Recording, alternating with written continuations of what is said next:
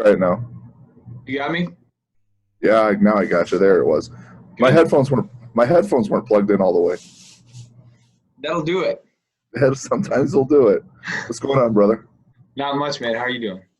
Oh, just living the dream, dealing with the quarantine. Yeah, living the dream, dealing with the quarantine. That's it. That could be a song of some kind. I would say that's my next hit single. We're not live quite yet, but I'm about to put us on Instagram Live just so you know. That's cool. Who knows how many people will watch, but I'm also going to put it up on YouTube, and I'll send you a link to that and all that kind of Cool. stuff. How have you been, though? It's been interesting for sure. Do you mind if I go live or? Yeah, go ahead. All right. Yeah, interesting. It's been unique. A lot of people I have like the two different worlds that I deal with. Like I have the school stuff, Right. which I honestly I feel like the e-learning is a lose-lose situation.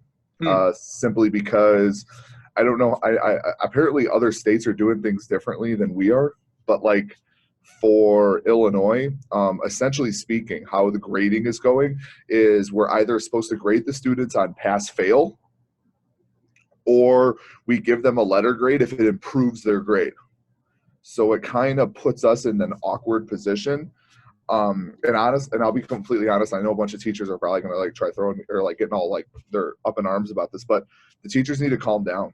They need to lower their expectations about what the students can do in a day. Just because they're home all day doesn't mean that they want to be doing schoolwork all day. Just like we don't want to be sitting there grading papers all day.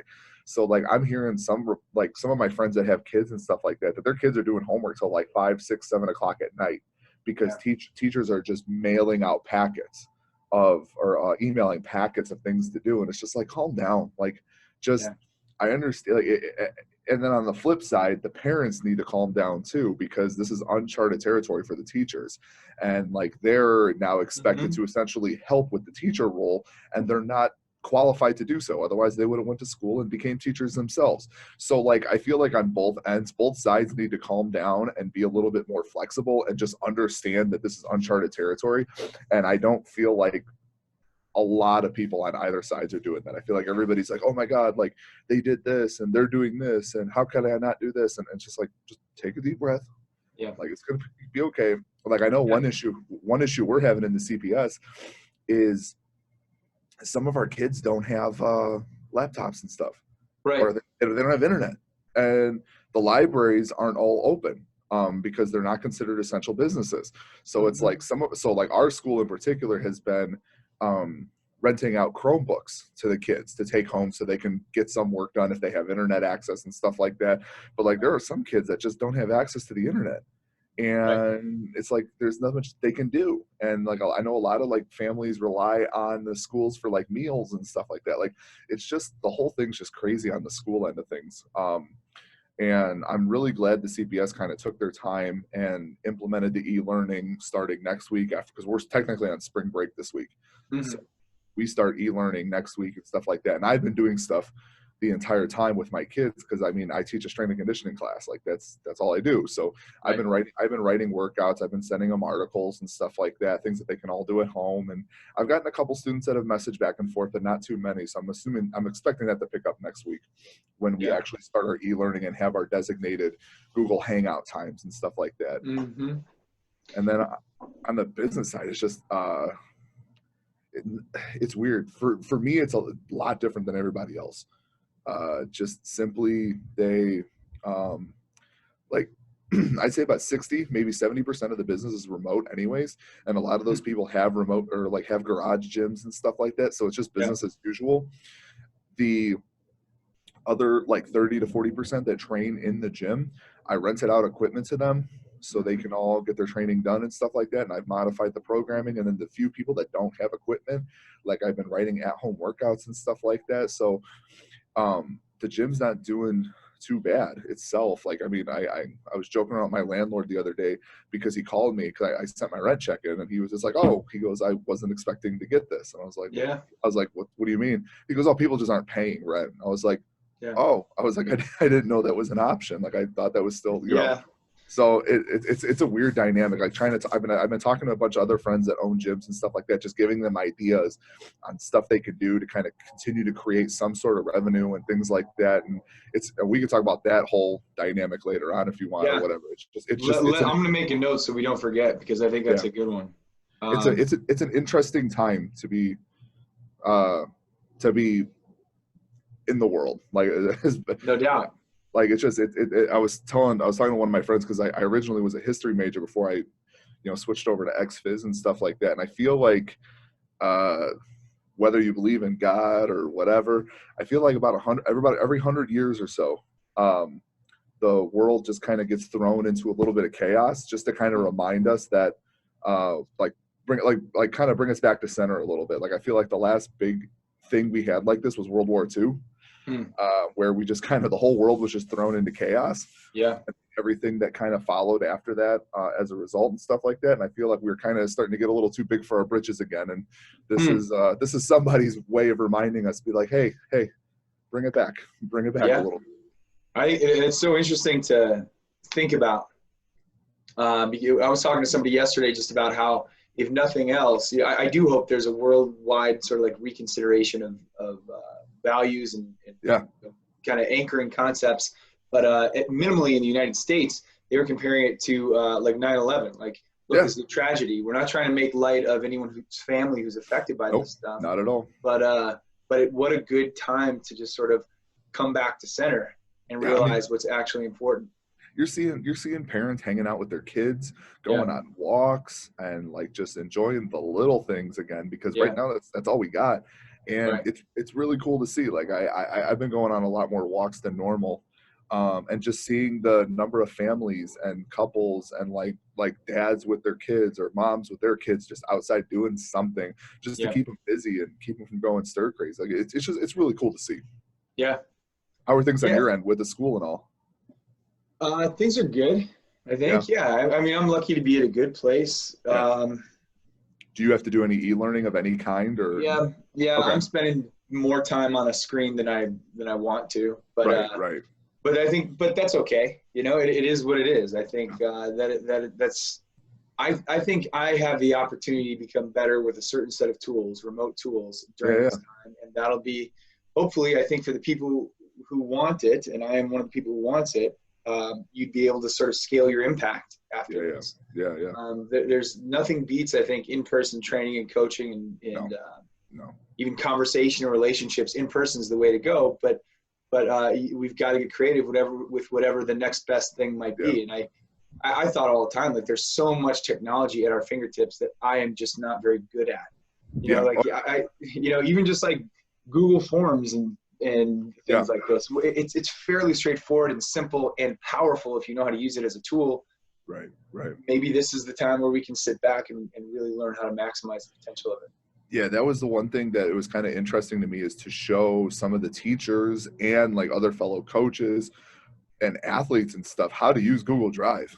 Because like it's something that I've been fortunate enough, I was taught, early on, like 4 or 5 years ago, like how to use all the different formats of it and stuff like that.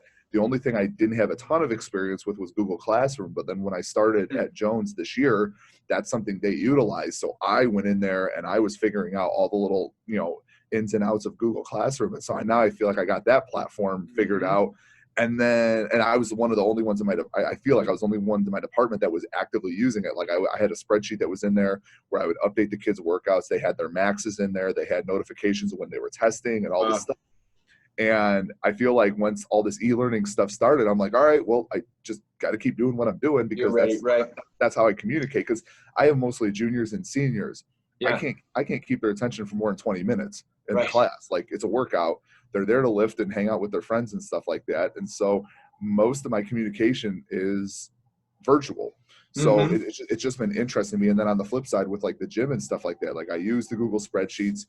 I use Canva for like, graphic design. And I'm very, I would say I'm not super tech savvy overall, but like I use WhatsApp and Facebook Messenger and Instagram and stuff like that to communicate with my team and stuff like that, and all my lifters and athletes and stuff like that. So for me, it's been very much business as usual in that regards, because like we also have an app that the team is on, that when they upload their workouts, they can put videos on and stuff like that. So What app do you use? It's called Gym Journal. I used to do the Train Heroic. I got nothing against the guys that Train Heroic and stuff like that. It's just the big thing. The big thing for me was the ability to have the video review right next to the workout. And so with Gym Journal, it's kind of like a Facebook feed, but for workout tracking. And so like athletes can upload a video right to the app along with their workout, so I can see the work they did, and they can upload as many videos as they want. So then I can see the videos in, like, as I'm looking at the weights that they hit and stuff like that, and I can leave feedback, like you comment like a Facebook post essentially. And so that's been really helpful. And then they just structure their payment, like you pay a monthly subscription based on how many uses or how many accounts you have set up on there. And whereas I don't know if Train Heroic has changed their platform since, but Train Heroic used to be you had to make like a certain amount of money before you would get a check cut to you or whatever. And that could be, you know, every month, or it could be every, you know, like 2 months, 3 months, depending on whenever you hit their numbers that were set for you. And they always took a portion of it and stuff like that. So I can charge whatever I want for my programming. And I just pay like a small fee a month. Based on you, And I just pay a monthly fee, and it's just subscriptions, and then all the other money comes to me. So, but that I've been using that for about 3 years now, and that's one of the things that has helped out tremendously is athletes can still do all that stuff, and nothing has changed. Now it's trying to teach all my lifters that are in the gym how to use the app, because all my remote people are like all pros at it, and I have other people be like, I don't understand how to upload a video, and I'm like, well, it's because you've never had to. Like I've been standing there getting on you about what you're doing wrong. Right.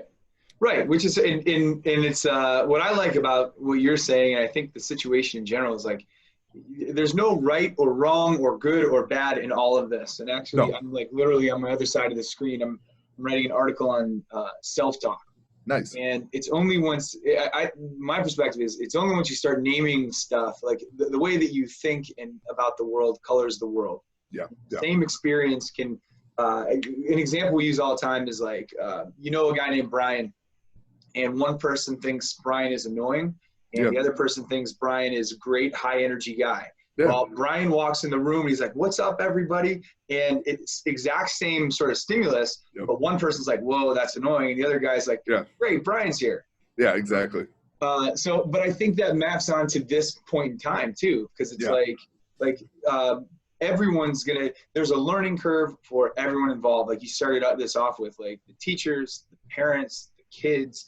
So instead of saying, well, why wouldn't, you know, this is so obvious, why wouldn't they do this or that, or they should be doing X, Y, or Z, like you said, just a little bit of patience, a little bit of calm and humility, and like sort of figure out what the next step is together would make a lot of sense to me.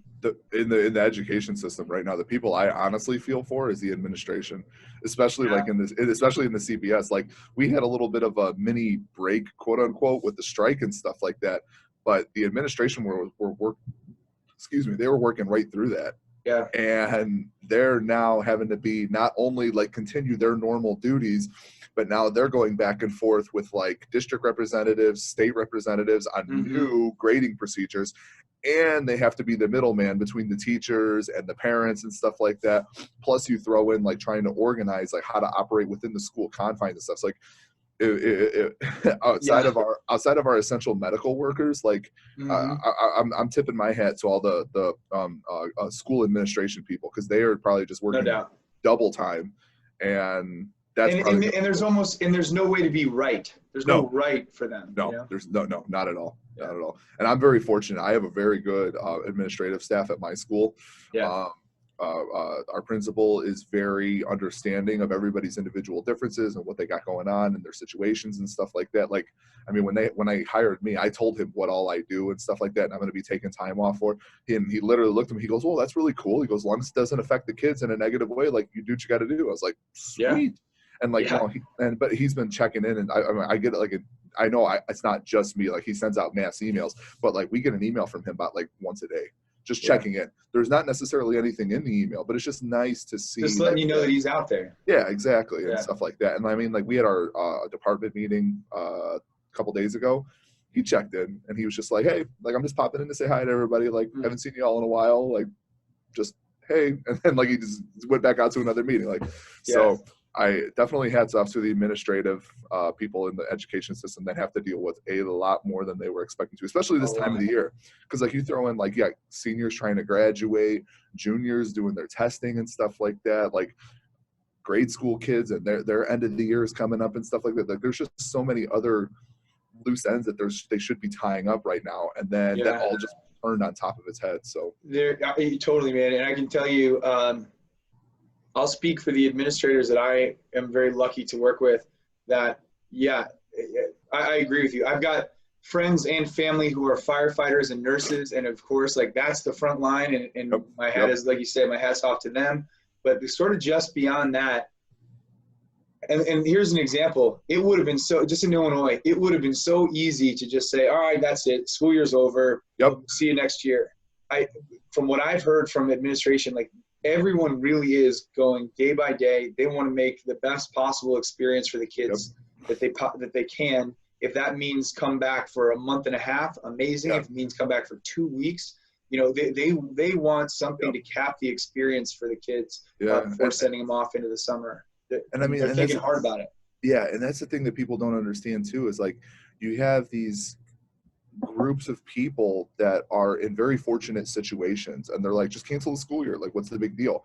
Yeah. And then you have the kids on the other end of that spectrum where like school is everything to those kids. Yeah, that's right. Like that's right. They just like, they are counting down during the summer till they're back in school or from whatever break they're on, because it's just like that is their escape. That is their release. That is their whatever. And it's been taken away from them. So like for all the people that are just like, just get rid of the school year. Like I would beg of you to think of those kids in those situations where they might not have a great home life, or they might not have, they might not grow up in a great neighborhood or something like that. So like school is their escape. That is their safe place or whatever. And that was a big issue we had during the strike too, especially in the CPS. Like, oh yeah, totally. We had kids that like they needed to be in school, like whether we were doing something or not, like just open the schools back up. Let's get a volunteer just to kind of hang out with them. So these kids had somewhere to go.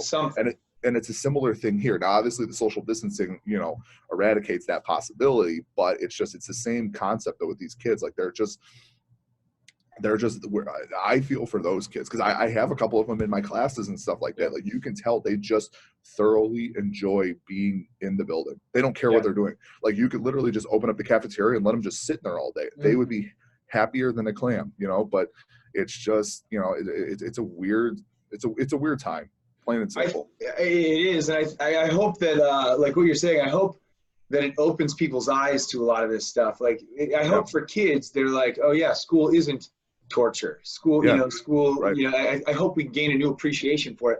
But I hope the educators, administrators included, start to realize what could be adjusted on the school side. So if we could stick there for a second, I would say, number one, again, like if more young people saw school not as a chore or as a means to get into a good college or whatever they think, if you could somehow de-pressurize, de-stigmatize it, it is one of the most, like, it's just one of the coolest things that exists. And I might sound like a nerd here, but like, no, man, I'm with you.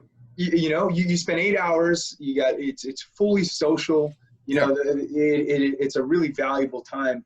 But also on the teacher side, on the administrator side, we've been hearing back from some kids who are like so incredibly relieved.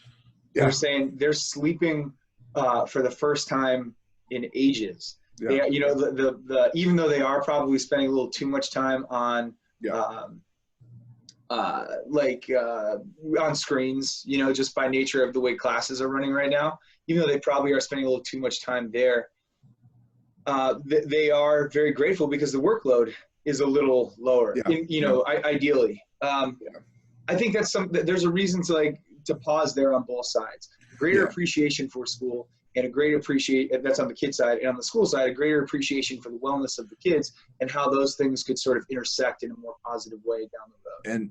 And that was something I was actually talking to a couple of my other buddies that are all teachers and stuff like that. Baz and I were talking about it a lot. And like, obviously we're PE teachers. We have a little bit of a different perspective on the school as a whole than like other teachers who are in those core subjects. And like, I understand why why the teachers teach the way they do. Like Sure. it's not, It's totally understandable. Totally. it's not by choice, most of it. It's because like the schools funding and stuff like that is based on their performances that their students, you know, put out there on the tests and things like that. I get that they have to teach you the test, but what I'm hoping is that given the lack of in-person, you know, teaching that should be going on, that teachers are realizing that they can do more with less and maybe create better relationships back and forth with the students. Because I mean, I'll be 100% honest, I had them, I know you had them. Like I had teachers that were 100% out of touch with how the world actually works. You know what I'm saying? Like you have those old school, like, I mean, that's one of the issues that I've heard from other schools is like the older teachers are struggling because they don't know how to technology. Like they're the same ones that will like read to their students in class or use a projector. Like they can't do any of that. They don't know how to use all this newfangled stuff, which is fine. But on the flip side, like I hope that just kind of grounds them a little bit and just lets them understand that they, you know, they have to just give the kids some grace. Like if a kid doesn't know, don't necessarily chalk it up to them being lazy. Maybe they actually don't know. And like, and I, the other thing I really love about this, both on the student and the teacher end, is it's allowing them to explore different avenues a little bit. Like with the kids, like they don't have their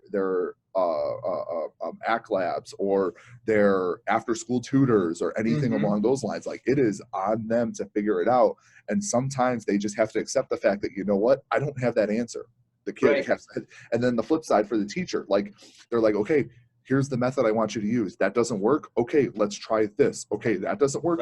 Hold on. Let me try to find another way to get through to you what I'm trying to convey. And then if you can't, be like, you know what, we'll have to table that for a later discussion because I don't have the answer right now. Like I hope it just gives a little bit more of a discovery in the learning process on both sides.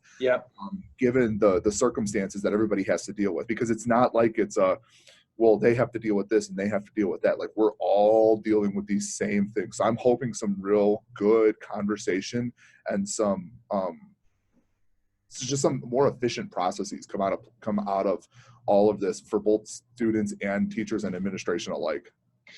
You're right. And I think what I'm hearing you say is, and it comes back to the initial comment you made, is like there just needs to, and everything you just described, there needs to be a little bit of humility. For the teacher who is, I don't know, a 30-year teacher and well respected and done a lot of stuff, that's fine. And they might be learning Canvas or Google Classroom or Zoom or whatever. They might be learning for the first time and finding real difficulty there. I'd hope that gives them a little bit of humility and maybe the sort of empathy they had maybe on the front end of their career could potentially reinvigorate that. But absolutely, and because it all comes down to humility and ultimately close looking. It's like you try something, it either worked or it did not, and then you adjust accordingly without judgment. That's the only way. Like, and I guess that there's some parallels to the gym there too. You cue someone a certain way, they respond to it or they don't. You either got the body position you wanted or the effort you wanted or whatever it might be. They either respond or they don't, you know, and that was either the right cue for that person or it wasn't. You continue on. And that, on the gym side of things, I wouldn't say, like, I've had to be very careful with how I talk about certain things and stuff like that because it comes off very pompous. Like I've like heard like some of the things come out of my mouth and I'm like, okay, you need to reword that because that doesn't sound that great. Well, just in general, like give us some pompous stuff. Some pompous stuff essentially is like I haven't missed a beat essentially when it comes to this. Like I will be the first to admit the first 2 weeks were rough because I was telling somebody else about this. I've been in the same pattern essentially for 10 plus years. Like I haven't been doing the exact same thing for 10 plus years, but my routine day after day after day has been just about the same. So to be working in that sort of a pattern and then all of a sudden it just stops. Like I was like, for 2 weeks, I was like, dude, should I be doing something here? Like, what do I do with this chunk of time? Like, it was just like, I literally went from having every section of my day blocked off time wise to like just literally just having a big old open space. So trying to rejig how I do things. But in terms like, and then on the flip side, it took me about 2 weeks to get everybody adjusted in terms of programs and getting like rental stuff set up for the gym and things like that. But for the most part, like while this was going down, when they started like gradually taking things away, I started putting together like rental agreements. I started putting together sign up sheets because I'm like, they're going to limit the amount of people that can be in the gym at one time. Yeah. And so like, as soon as they gave out the order, I'm like, all right, here is this, like sign up for a gym slot time. And then as soon as they were like, hey, like no more like non-essential businesses, I'm like, all right, guys, if you need equipment, like I will be at the gym from these times, you have to let me know, you have to email me, like this is the process kind of a deal. So it's just been like those kinds of things that I was like preparing for.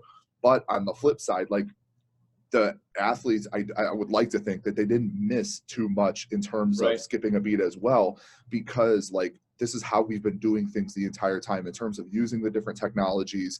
And like my coaching style in particular, like I try to not be an over explainer or like talking to you all that. Like I like to have conversations with you and stuff like that, but when it comes to your lifting, like, I'm a 1 or 2 cue kind of person, and I'm just going to keep harping on you until you get the cue right. And then once that cue is fixed, then we'll figure out something like the next thing to work on and stuff like that. And I do the same with the video review and stuff like that. So allowing the lifters to, because that's how I was coached. Like Glenn was very nonverbal. Like it would just be like one thing every once in a blue moon. Like, and if you made the lift, like, nice job, let's put some weight on the bar.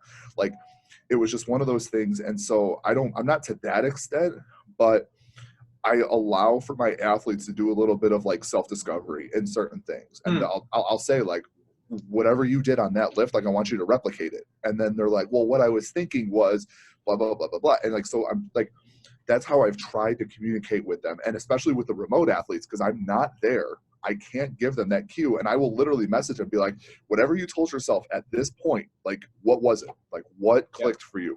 And so it just, I feel like more like pompous, cocky, whatever the word you want to use. Cause I'm just like, yeah, like, all these things that these like gurus and these like fitness influencers and stuff are coming out with, these little tips and tricks. I'm like, yeah, we've been doing that already. Like, and then it brings me back to, why weren't you doing that all along?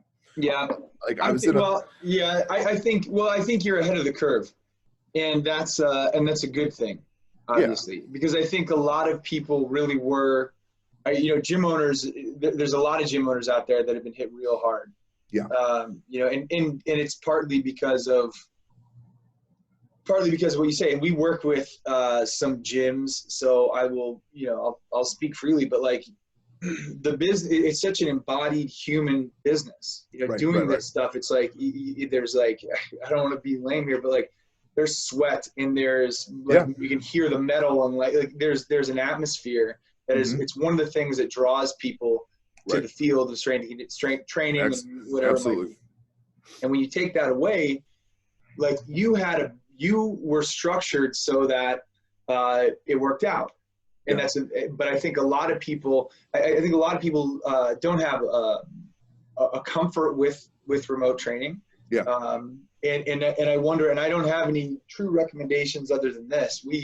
I think you know this, more and more of our work is moving to the consulting side of things, nonprofit education consulting.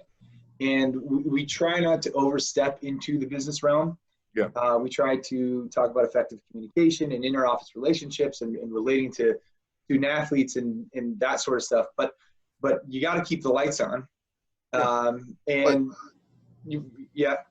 But so it's really funny you mentioned that point about the communication and stuff like that, because I'm in a one of my old lifters has started this like mindset leadership type deal that he runs. He's got a podcast and stuff like that, and he started a free group for a lot of gym owners and stuff like that. And what you just said was one of the things I proposed to the group in terms of a couple amount of questions. And I said, like, my thought to you is, why isn't that communication and that inner office stuff, why can't that be part of business? Why can't that be it part of absolutely business? is, right, You right. know what I'm saying though? Like you were talking Totally. about like you try to stay away from business stuff and things like that. Mhm. Like I feel like that's just as integral a part of running a business as any. And like No doubt. I wouldn't be shy if I were in your position of talking about the business side of things. Now, no, Totally. finances and stuff like that. But yeah, and Absolutely. I'm referring more to like, the Yeah. bookkeeping. We Yeah. don't offer to dig into people's books for them. Oh, absolutely. Yeah. And so that was just because like that was one of the questions that I had offered, because one of the things that I'm hearing from a lot of people is the cancellation of memberships and people Right. just dropping off. And so my one question, and I also understand that not every gym is set up to handle these sorts of things, but like one of the questions I posed in the group was, what is your culture? When you started your business, whether it was a CrossFit, whether it was an MMA gym, whether it was like a training center for weightlifting, like what I do, or sports performance, like what was the culture you set out to create when starting that? And then what have you done this entire time to continue to establish and cultivate and evolve that culture? Yeah. And so it was just, and then my follow-up question, all of that was like, what are you going to do when this is all over to bring it back? And so it's just one of those things. Like, I feel like when it comes to being a gym owner, a lot of people just were not expecting the multifacetedness of it, like the back end stuff, the talking, the sales pitch of everything, and then and then on top of that, like you got to do what you originally wanted to do, and that was just training people. Like nobody can start a business and just focus on the training. Like you have to be good at everything. It's true, and like with all things, we have we've got a lot of acronyms at the Good Athlete Project. And the reason is we're constantly trying to develop catalyst concepts to systematize complex systems. And when it comes to business, it's funny that the way that we see it is very straightforward. And I don't know, you could go to business school to learn this, or I'll just share it with somebody, and I wonder if you'd identify with it, but you kind of alluded to it just there. It's a very simple process involving product, consumer, and distribution. And that's essentially business. And it's like the kid that's got a lemonade stand that's trying to get their product, which is so well defined in that situation, to the consumer, which is anyone who's thirsty, and then distribution. So you set up on a hot day when you think people are going to be thirsty, the lemonade stand.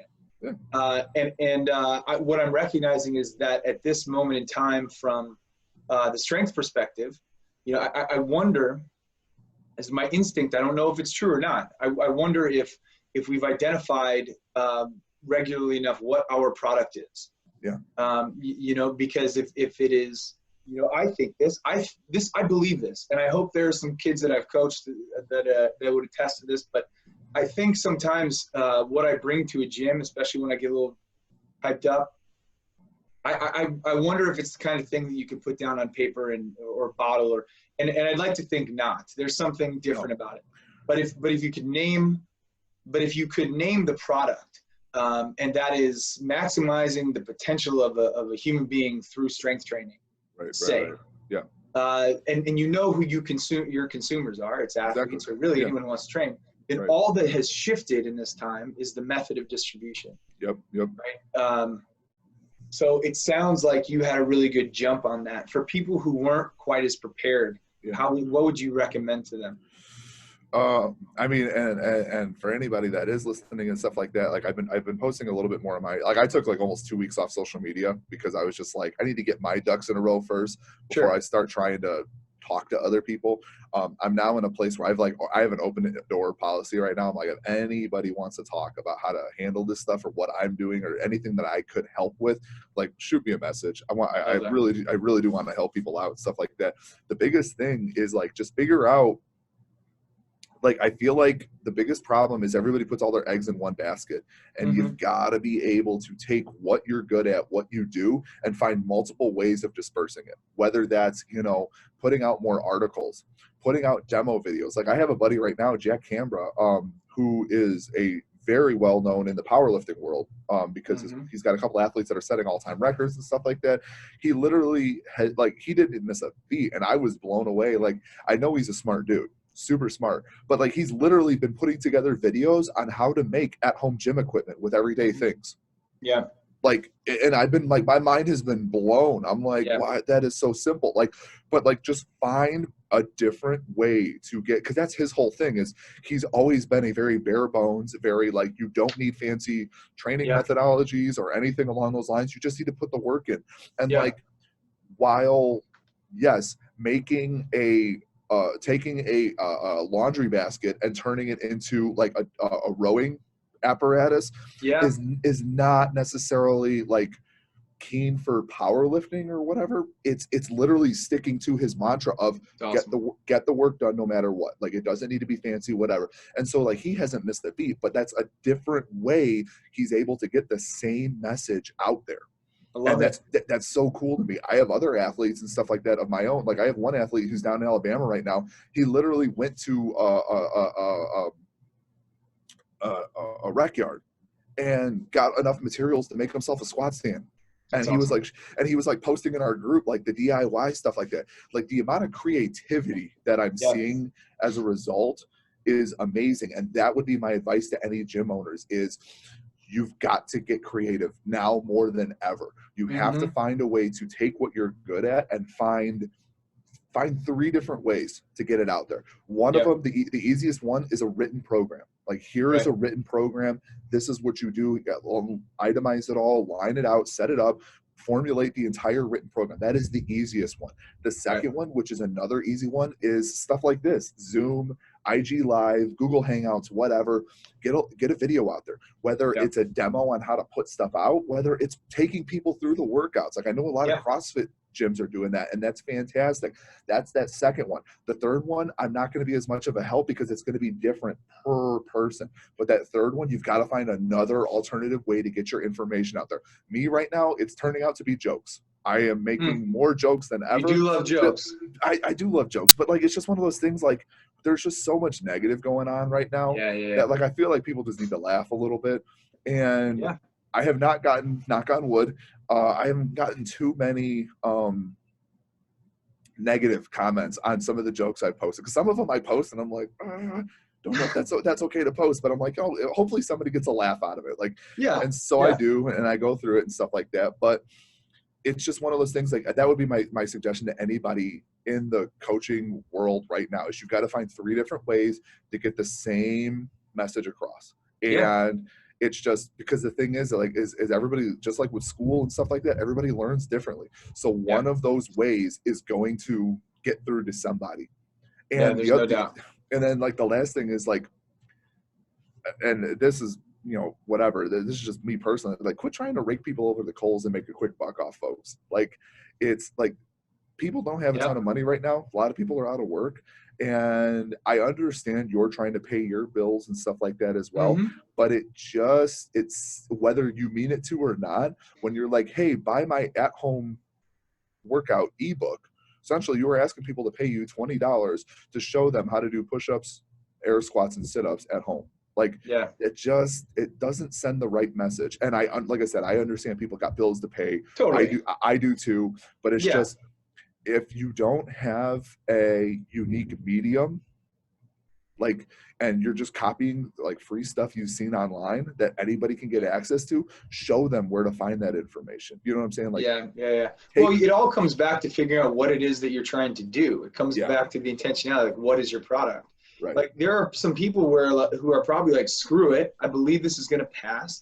I'm going to make a quick buck while it's out there to make. Right. And if you can confront that as an idea and say, that's what I'm up to, whatever. We live in a capitalist society, more power to you, I suppose. Right. But exactly. But I think what happens is people get confused with like what exactly they're trying to do. I want to help people, and I'm going to rake them over the coals during this time. Well, that doesn't work. That's not what it should look like. I'll tell you quickly, and then I want to move to I want to go back to Jack and some powerlifting ideas. There was this thing, and I'm not going to name names, but there are people essentially suggesting that their CBD product can kill the coronavirus and like all this stuff. Dude, it is amazing. And I try to sort of take my way about it, which is just say thoughtful, hey, that sounds pretty interesting. I'd love to see any of the science behind it, you know, because if that's true, I'll help you spread it far and wide. Exactly. But it just it seems to be not true. That's the biggest idea, unfortunately. So, dude, But you're capitalizing on fear in that case. Yeah, and so that was I made a joke about it earlier, and then I kind of felt bad about it, and then as this has gone on, I'm like, no, I don't feel bad about this anymore. I'm really curious what all these fitness influencers and these Fitspo people are going to do, like, long term. Yeah. Because like I said before, like a lot of people are going to be out of work, so they're not going to have extra money to be spending on these frivolous things that are going to, that are like the 1% of the formula to better health. You know what I'm saying? They're gonna. Well, and that's funny that you say that, because these guys who are sort of posing as being on the side of the ethical right were saying, well, it's the FDA and the pharmaceutical industry. This is killing coronavirus, and it's for the people and it's free for the people. And someone in the comments was like, wait a minute, you take the dosage that you're suggesting is going to cost like $38,000 a year. Yeah, that's not for the people. So anyway, I don't mean to rag on those guys too much. I don't. But, I honestly don't either. Like, I understand it. I don't hate, because you know what? If you're able to live your life based off your social media following, like you live your life the way you want to, good for you. Like, I am all for that. Where I start having an issue is where you start commenting on things you do not have you should not be commenting on. Like these people that are talking about when people are talking about how to cure coronavirus when there's not a vaccine out there for it, like, I'm sorry, you sitting in your apartment posting your half-naked selfies do not have the answer. That's sorry, right. You don't. Right. Like, I'm with you. You might think you do, but you don't. And I'm with you. And I think just so my position is clear and on record, I think I'm an advocate for a lot of people who I know who have benefited from CBD consumption. Like, I'm not a hater at all. I'm an advocate. I just don't believe it can cure coronavirus. No, and I absolutely. think to suggest that in this time is trying to capitalize on people's fear. Agreed. And that feels. I am a proponent of CBD. It's one of those things, like, it's one of the few things I've taken that I've actually noticed a difference in. Yeah. I'll be honest with you. There are just times where I'm just too cheap to buy more of it. Plain and simple. Like, I'm like, do I want to go out for a nice dinner with friends and stuff like that? Or do I want to buy a bottle of CBD? Now, it's not that dire, but like, that's literally how I think with my money. I'm like, do I want to buy things, or do I want to have experiences? Like, that's constantly my struggle with me. Yeah. Like, and CBD falls into that, like, things versus experience. Like, it sounds like you have a really good way of just sorting through this stuff, and I think that's one of the reasons you found a way to be adaptable, is because not everyone thinks like that. Is a very logical way of thinking. Like, $100 is not $100 necessarily. $100 is 1,000 milligrams of CBD, or a nice dinner and drinks with my friends, or and you can kind of prioritize with that understanding. All right, I got to get us to this, because I wore this shirt intentionally for our conversation. This is from 2013, the second annual Central Suburban League powerlifting meet. It was New Stag and Elk Grove High School. So funny story about that. I didn't know. Like, so when I was in high school, Stag was the only school I knew of that had a powerlifting team. Really? A lot of my buddies, so I went to church growing up, and where I played Pee Wee football was through my church in the Chicago Catholic League and stuff like that. And I would say about 70% of the kids that were on my team went to Stag High School. Like, there were only like 4 or 5 of us that went to my high school. Yeah. And I stayed friends with all those guys all throughout, high school and stuff like that. And I would always talk, because we'd have kids that would just show up to, church on Sundays, like, just jacked out of their mind. And I'm like, what are you doing? And like, they were like, yeah, man, we have a strength and conditioning program. We have like a powerlifting team, stuff like that. It's not for our football players. Like, it is just a powerlifting team. And so, like, it was kind of cool. Like, I remember talking to some of them and things like that. And they had an open door policy where on breaks, they would invite other schools' kids to come train with them and stuff like that. And I never had a chance to get out there and do it. And then when I got hooked up with you, I was like, oh, I wonder if Stag is in on this. And then, like, come to find out, like, they're one of, like, the original, like, founding members of this. Such as it's kind of cool how that has all come full circle and stuff like that. And the even funnier story about it is that their program was my first introduction to traditional periodization. Huh. Because like we had a program and stuff like that we followed at my high school. We had a weightlifting class and stuff like that, but it was only 45 minutes a day, so you weren't getting a ton of work in. But like one of my buddies who went to there like gave me the program, and that was my first experience with a traditional training program where I would sit down and look at a calendar and map out where certain things were done. And so that was kind of like I guess like my moment of enlightenment in terms of writing programs and stuff like that was when I saw that original Stag. It was just a simple pyramid scheme that they ran. Sure. And it was a drop order pyramid scheme. And so like it would start with 10s and it would go all the way up to 1s. And then once you got the 1s became the 2 became the 3, et cetera, et cetera, et cetera. And you just kept running that over and over and over and over again. Yeah. And then from there, I found out about, Milo and the bull. Like I heard about that Greek story, and that's how that's like the birthplace of periodization. And it was just so funny how this all just continually just comes full circle for me in terms of like the people I meet and the experiences and stuff like that. So Milo and the bull. I haven't thought about Milo in a while. Progressive overload. That's my next big tattoo that I'm getting. I have a piece on my shoulder. I'm gonna get covered up with Milo and the bull. He's gonna be part of a sleeve, but like he's gonna be like the centerpiece. I've been wanting that tattoo for the longest time because like for people who haven't heard, tell the story of Milo and the bull. So it's a little fictitious when you think about it, and it's a good idea. Real life story. I don't recommend anybody ever doing this, but the legend goes that Milo was training for the Olympics in ancient Greece, and he didn't have the money or the resources to train like all the other Olympians did.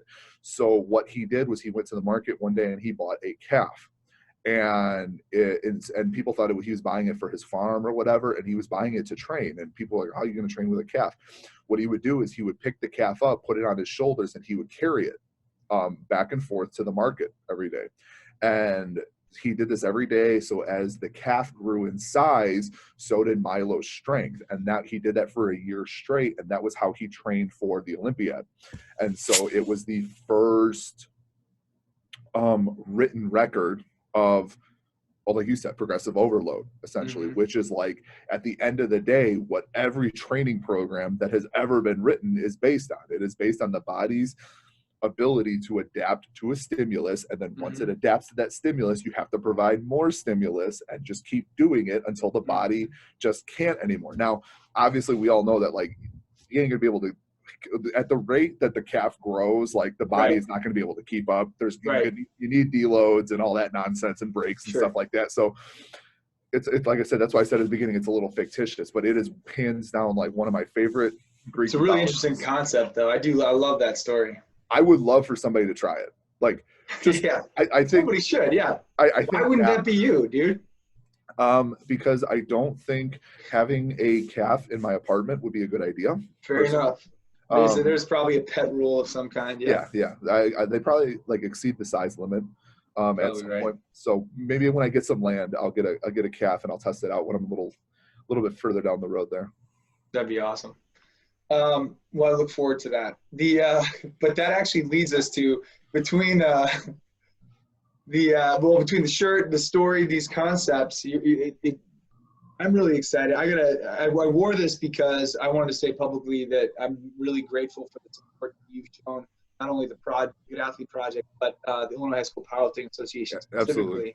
And I'm really grateful for it. And I know that we've had a lot of kids who've really benefited from it. And for people who haven't heard, we do everything that we can to make sure that the events that we host are open to everyone, and that finance doesn't stand in the way of it. And you very generously have donated in the past, and you've supported, and it's awesome. Absolutely. So I'm grateful for that. I wore this. I was just kind of digging through my stuff. I got to do some laundry.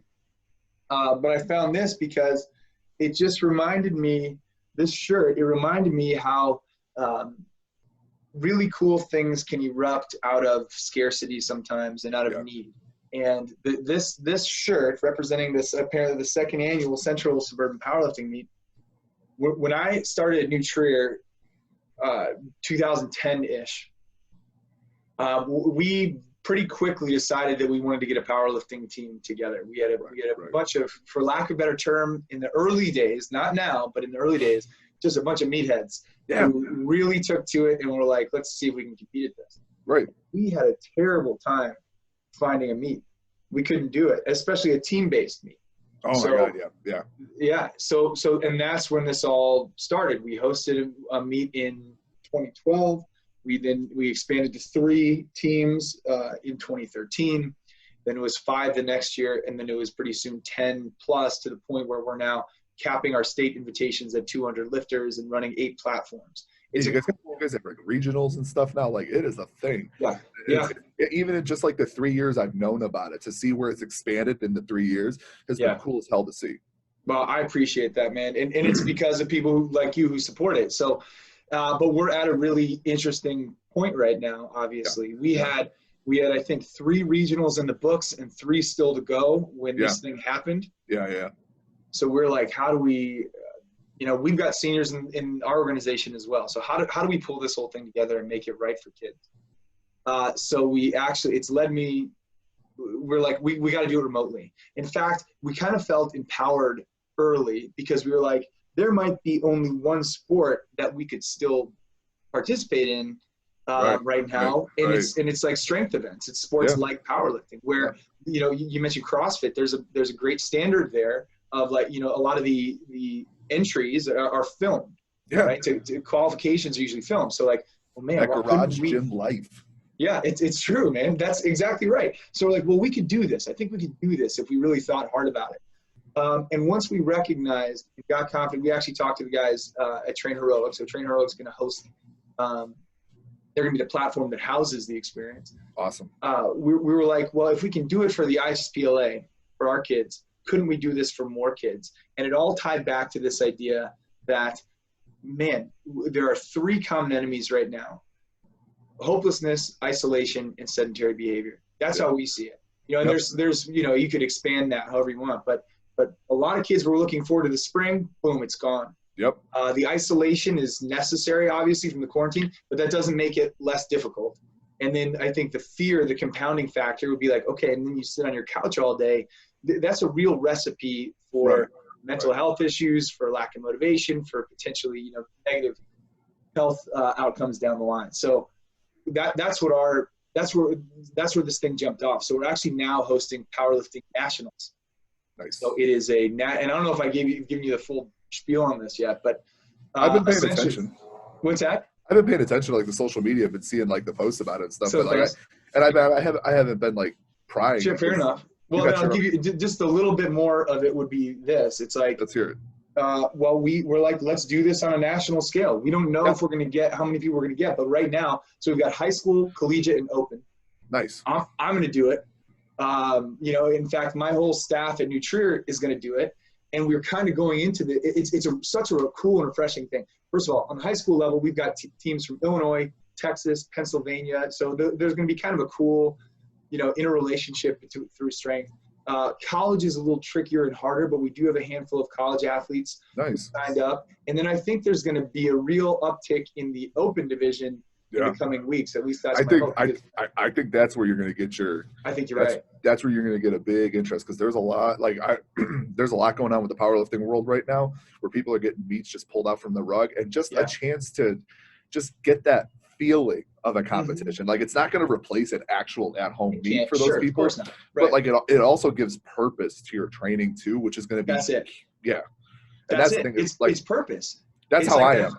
I can't aimlessly just train for something. Like, I need an end goal. Otherwise, I lose interest so quick. Well, and it changes the way that you train. So like, for example, we've got kids, we checked in with our kids after we left them, and they were like, well, I've been going on a run every day. And I think that's great if you want to be ready to run. It's the said principle. It's like, so we came up with a couple things. One is, obviously, people who have access to garage gyms and equipment are going to be at a significant advantage. And then from there, we were like, and so what? That one of the biggest things coming out of this, Tom, actually, that I'm like, it makes just me feel better about the world is, I actually competed in a meet in February. Yeah. And I'm going to compete in this.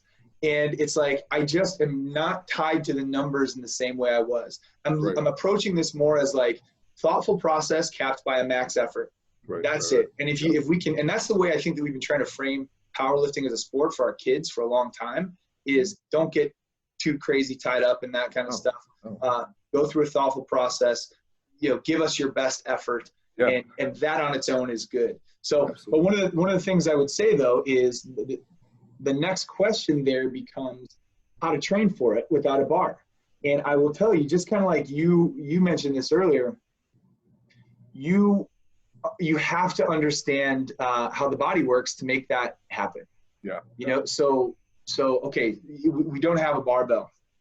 I'd prefer it, of course, but how do you create power? How do you generate power without access to a barbell? Well, there's still weight in the world.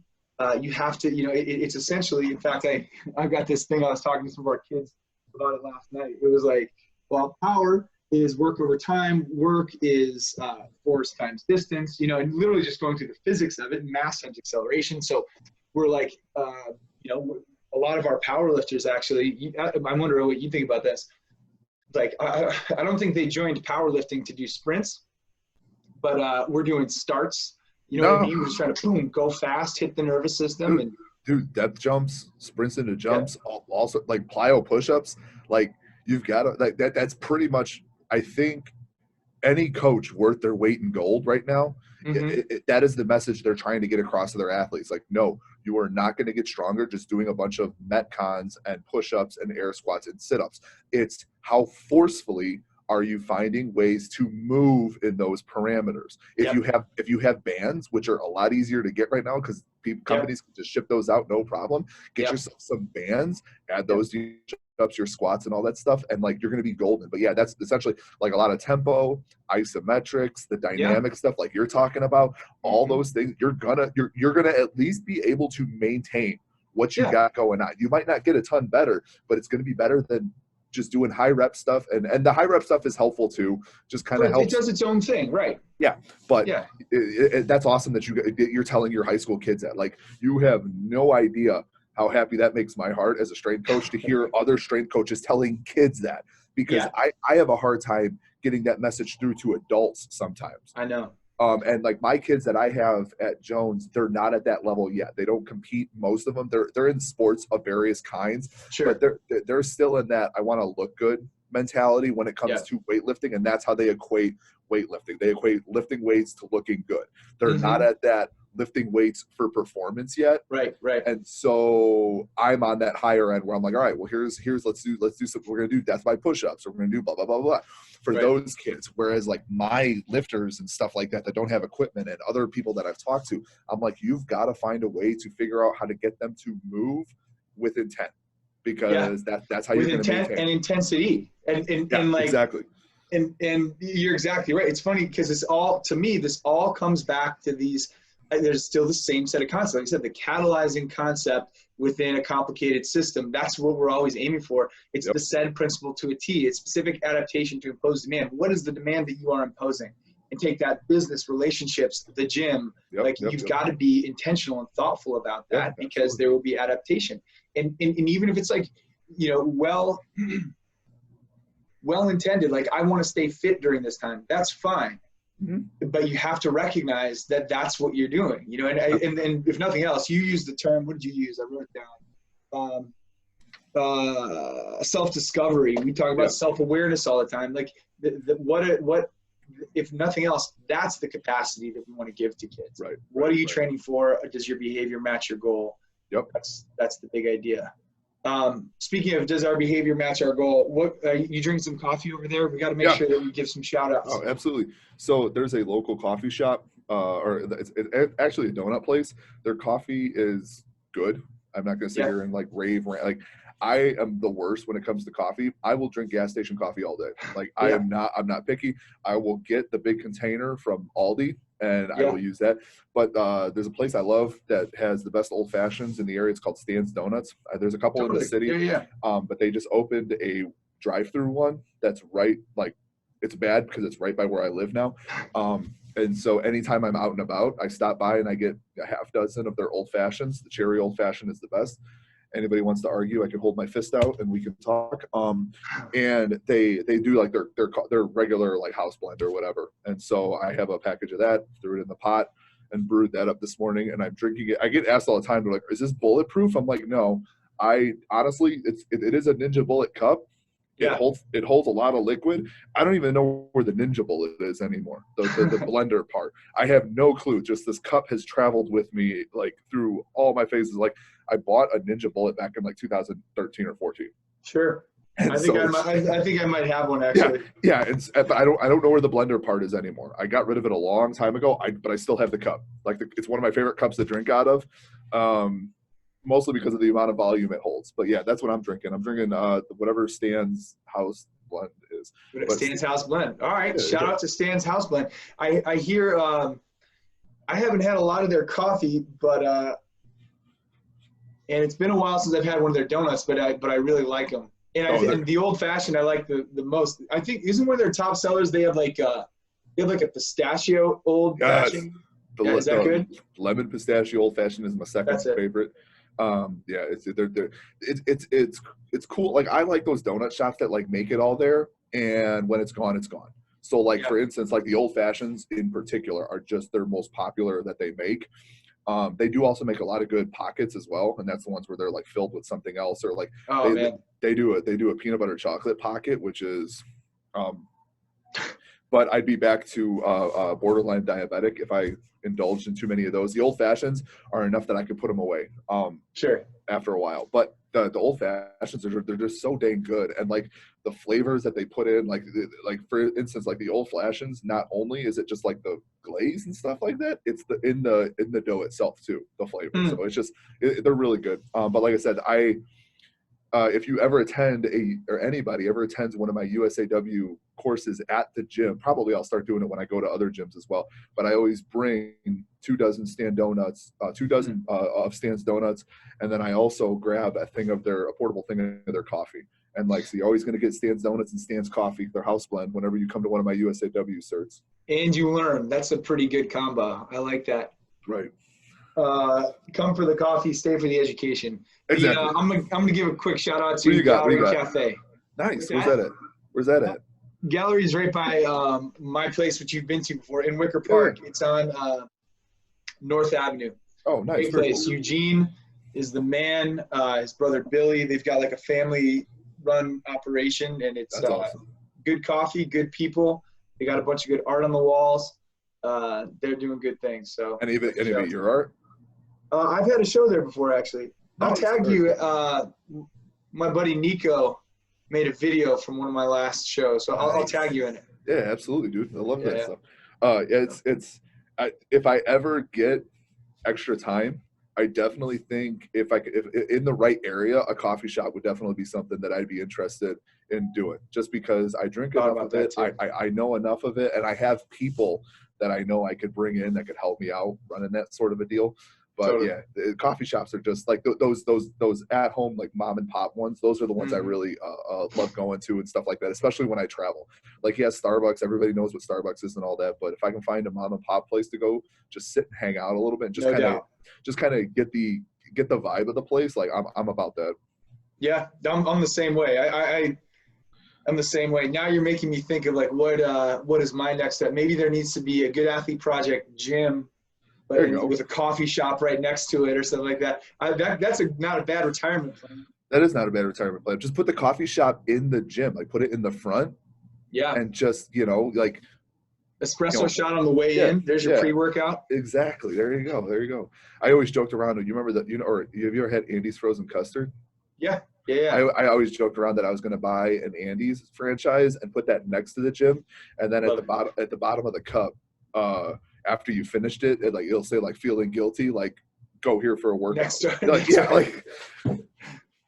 That's brilliant, actually. Yeah, do that. Yeah, right. I think that's smart. I wonder.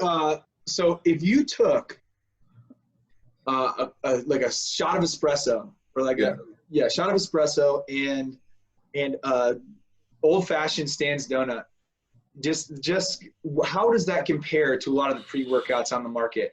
I think that is probably going to be the next big thing. You think? I will say this though, I can't do coffee and work out. Really? I can't do it. Like, because like, well, now is a little different because I had, like, if I were to go work out, like I got a lot of time.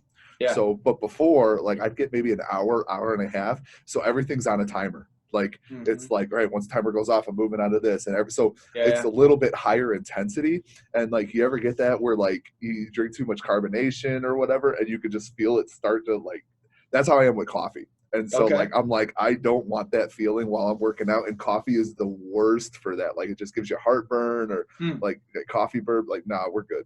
So I can't do coffee right before a workout. Like I just can't. Pre-workouts in particular, I'm not a huge fan of anymore either, because I'm not either. There's too much sugar in them, man. Like, and I understand, like, it's like artificial sweetener. There's something in it that just gets me all sort of jittery, and I can't stand it. Yeah. So yeah. Well, I like so said principle, but nutrition side of things. Yeah. I just don't like the idea that I would ever become dependent on that stuff. Yeah. Yeah. You know, and that's actually why when I was playing football, I would train anything that I could help me get through an off season. Yeah. I would want to make sure that it was something that I could also use or consume during the season. Yep. Because otherwise, I don't like that feeling that I would. My other problem with pre-workout is how quickly the body adapts to that stuff. Oh yeah, totally. And so like you got these kids, like I've seen it before. I've seen it at the school. Like I had kids that are pounding like 3 scoops of pre-workout at 8 o'clock in the morning. I'm like, do you realize you just consumed like 400 milligrams of caffeine? Yeah. In like a 10-minute window. Yeah. Like I'm like, your heart is going to explode. Yeah. Like so. We could talk all day, and I feel like we know that about each other at this point, but because you open up a bag that like I could go down that road all day. Yeah. I think like there is a direct correlation between school start times, sleep deprivation in adolescence, and the increase in that industry pre-workout. But also, like I remember when we had a kid come in with I don't know if it was a Red Bull or a Monster or whatever. I'm gonna say it was a Monster. I'm sorry if I'm wrong, but it was like a triple. It was a massive serving. Yeah. And it was a pop top. Yeah. And what that means is he's got to consume it. You got to find the bottom. So like it's a problem. I used to like the Red Bulls when they came in the little cans. Yeah. I could handle those. And then they just gradually kept getting bigger, and they like phased out the little can. I'm like, no, bring that back. Like bring the that little back. can. That's right. Yeah. Well, dude, I'm telling you, I think there's an opportunity for this coffee shop, just espresso shot and just half a old-fashioned donut. That's all the sugar and caffeine and energy you need. Get into your workout. I think there's a business plan to be had there. You do a plan based on your weight class. Let's be serious about it. The super heavyweights they ain't gonna be okay with half a donut. Half a donut. they're gonna look at you and be like, all right, where's the rest of it? That's right. So based on your weight class determines what portion of the donut you get. I like that. It could be percentage of total body weight in donuts. That's what you There you go. There you go. I like it. Well, I guess there's one, I think, to kind of pull all of this together actually really nicely, and this wasn't intentional, but you mentioned how adept you've become at remote training. We mentioned this powerlifting meet that we've got. Yeah. If we want to link people to you, you've very generously offered to help people get from now until the submission window opens. How do you do that? So what I'm going to do, I'll have it all sent over to you with the links and everything like that. I'm just going to essentially just create a landing page on I'm going to create a landing page, send it over to you. And what we'll do is I'm just going to start putting together 4-week training blocks.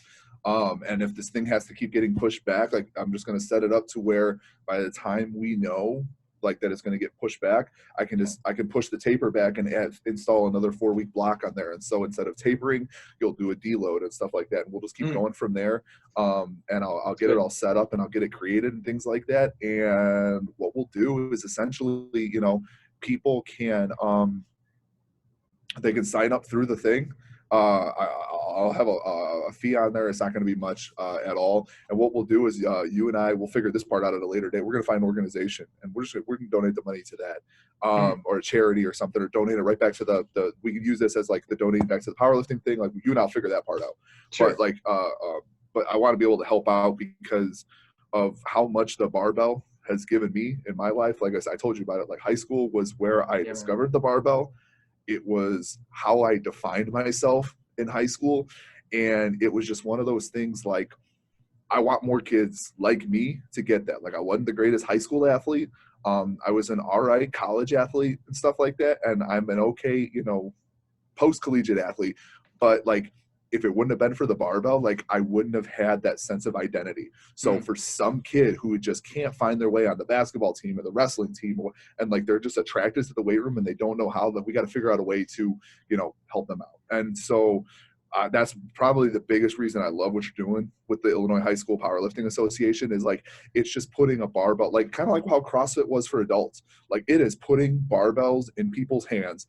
And I don't think people realize how powerful of a tool that can be for some people. Yeah. I mean, there are people in other countries that are literally able to support their families or get their families out of poverty simply because they know how to lift a barbell pretty good. You know what I'm saying? Yeah. Like, you got people in Europe, like the Europeans and Asians and stuff like that, that are Olympians, that are able to take care of their families for life because of a barbell. And I'm not saying that this is going to do the same thing for us here in the States, but it's got that same kind of transformative power and stuff like this. So anything we can do to kind of get these kids going and give them something to focus on, maybe just dial in their focus a little bit more, I'm all about. So I started working on it last night right after you and I were talking about it and stuff like that. Was why I was late messaging you back. And and then I'll get it all set up for you. I'll finish it up here in a couple hours and get it all set over to you. And we'll get these kids going. I love it, man. And I'm so grateful for it. I know our kids will be too. And it really, the heart of it, like, you take your craft really seriously. Yeah. Both as a coach and as an athlete. I promise you, I take my craft very seriously as well. Absolutely. But I think the heart behind it is what is meaningful. I identify with your story because there's no doubt that I figured out a lot about who I am through the weight room. Yeah. Whether it's bonding with peers, whether it's all the countless list of character development potential things. It started right there. I found the weight room through the football field, but I think I found myself in the weight room. Yeah, I mean, no matter what I got going on in my life, ups and downs and stuff like that, like, the one constant for me is I can always go back to the barbell. You know what I'm saying? Like, it's always there. And it's just, I always am able to like center back and find myself again when I just, put a barbell in my hand, no matter what I got going on in life. And I want other people to have that kind of an experience as well. I love it, man. Well, we're going to get this out to our kids. I really hope that they take advantage of it. Yeah, I think absolutely. It's a meaningful time. So, all right, I'm taking us off Instagram Live. Cool. And that's all I think I got for that. How's the rest of your life? What else you got going on? Oh, honestly, nothing, man. I'm just kind of taking things a day at a time. Been binging on Netflix, obviously. Just trying to get little things done here and there. It's weird. I feel guilty being able to use the gym when others can't. So I try to stay out of the gym as much as possible. Like, I go there to get work done primarily, but that's about it. Just been kind of doing my own thing. I'm just kind of taking advantage of the downtime because, like I said before, like, it's been 10 plus years since I've taken any sort of a legitimate break. So this, obviously, like, it's not ideal how the break is coming, but I'm very grateful for it. So that's it, man. What about you? I think the same. Yeah. No, dude, I added this powerlifting thing to my plate almost immediately. Oh, absolutely. So there's been some long days, to be totally honest. But I can only imagine. I'm pretty jacked up about it, though. In fact, literally since we've been on this call, Kabuki Strength is going to be a partner for this. That's awesome, dude. Good for you. They just put out something about us, which is amazing. Yeah. Yeah, I like a lot of the stuff Chris Duffin puts out there. I like wild man. Yeah, we had him on the podcast. He's wild. He's as strong as they come. And yeah. That's awesome. That's awesome. I'll definitely, what I'm going to do is I'm going to reach out to Serious Steel once I get everything set over to you and see if they are willing to put together some sort of let me rephrase that. I'm going to see if they would be willing to extend my wholesale agreement to anybody that purchases a program if they want to purchase bands and stuff like that. Like That'd those be are all awesome. Those are all the bands and stuff that I use in the gym. And so I think if kids could have access to those, or just any athletes in general, it gets their name out there a little bit more as well. No doubt. But just adding another little bit of a tool. I'm gonna call Justin, the guy. What kind of company are they? Dude, that would be amazing, because that's one of the things that we're trying to. I believe that we can program through this gap. I really I just absolutely believe it. But the band thing would be huge. So that's all I've been telling people, man. Like, people ask, like, what kind of equipment do I get? I'm like, get yourself some bands. Like, the amount of things you can do with a good set of bands, a wide variety of a good set of bands, is endless. I don't care whether it's Elite FTS, Rogue, Serious Steel, whatever. They're all the same. They just change the colors. Like, newsflash, like, everybody has the same amount of band. They're the same bands. They all get them from the same place. They just change the colors of them. Right. So I'll reach out to Justin and see what I can get him to do. And then I'll let you know as soon as, because I have a contact. Essentially what it is they just have to email a certain person, and he puts the order in and sends the invoice to him, and they take care of it for you. That would be amazing. And I don't know if you want to extend this to him. Like, we're looking for partnerships for this thing. My hope, and we can talk about more of this in the future, because my hope is that, again, like, I think this stuff sometimes erupts out of necessity. Yep. And my hope is that we have a meet this year that's about 300 plus people, and that by next year we have 1,000. And I want this to become a meaningful thing. Dude, that'd be awesome to do that. Like I said, I think you're definitely going to hit a groove with the open stuff. Like, I mean, I was just thinking about it right now. I might have to give Boswell a call and see if he I know he's expecting again, but and I know he's been doing the social distancing hardcore. Like, one of my lifters was training with him in his garage, and he kind of kicked him out the last week or so, just for the sake of his kids and his wife, which I get. I don't blame him. Makes sense. But I'm going to see if he wants to try to get together, and whenever this is, and him and I do the open stuff and just kind of test our lifts. Like, I haven't bench pressed. You guys would crush it. And so I've only had access to the gym once. Yeah. And it was not groundbreaking, it was nothing crazy, but I'll tell you, I didn't feel like I had lost that much. What I lost was, like, potentially, like, a little bit of comfort under the bar. I was just going to say, as we get older and you build that muscle memory, you lose comfortability in your positions. Like, you lose your positions, you don't lose your strength. It takes the more muscle memory you have built up in strength. Like, and that's what I've actually I recorded a video the other day, and I haven't posted it yet. But that's one of the biggest things I'm trying to explain to my athletes is it takes about 4 solid weeks of doing absolutely nothing to lose your strength. Right. The first thing you lose is that dynamicness of it, that pop, that intensity that you talk about. You lose that in about 2 weeks. Right. But, like, it takes like 4 to 6 weeks to start to lose your strength of doing absolutely nothing. And that's why, like, with all these, like, high rep things, I'm like, no, like, you're going to be able to maintain no matter what. Like, you could do almost nothing. And, like, I have one of my guys, he's a UIC strength coach. He's just doing a bunch of sprinting right now. And I told him, I said, you're probably going to be in better shape than most people once you get back to a barbell than the people that are just sitting there doing push-ups and sit-ups. Right. Like, because you still have that dynamic nature going, and your central nervous system is still firing. Yes. And, like, you're going to be good to go. And I'll tell you, I'm serious. I think about this. Like, I get so caught up in it too, like, because there's like a way to train for powerlifting or something like that. Yep. And what I recognize is, like, I think I'm getting more out of, like, I put my girlfriend on my back and I do lunges and I sprint and I do starts and I run up a hill. I start with a really wide base and pound hit steps. And, like, I think I'm probably working on some things that went overlooked. Like, I mean, I just laugh about, like, I don't know if you remember the old Walter Payton articles and stuff like that about how he used to train. Like, he literally, he would hardly do any weights in the meat of his off season. As soon as the weather got warm, he had a hill out in his backyard. And he would just do all sorts of various plyometrics and stuff up the hill. And then I remember ESPN doing a thing on LaDainian Tomlinson, because once he found out that that's what Walter was doing, he literally went and had a hill built in his backyard.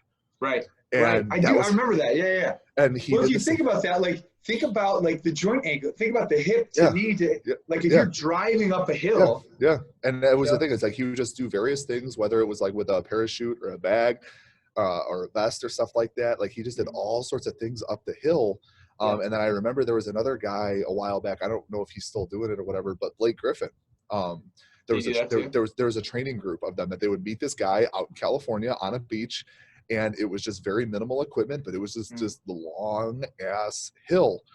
And he would just train these pro athletes up and down this hill and stuff. And yeah, sometimes I feel like people, like you said, overlook the basics of what gets you strong. Yeah, it's true. I forget who it was. I saw something on Instagram yesterday. It was talking about, the barbell is a really good way. It's a really maybe even easy way to do the thing that makes you stronger, and that is like really recruit all the muscle fibers and to develop. Like you could theoretically, you could do that with a band. Theoretically, of course, you could. You isometrically, you could get close to it. The barbell makes it. If you put a lot of load on the barbell, you can't help but do it.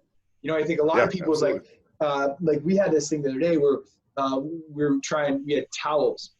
You stand on a towel and you do essentially you work tiers of a deadlift. So it's just like a full on isometric, but it's absolutely. You've got to be willing to pull and get tense.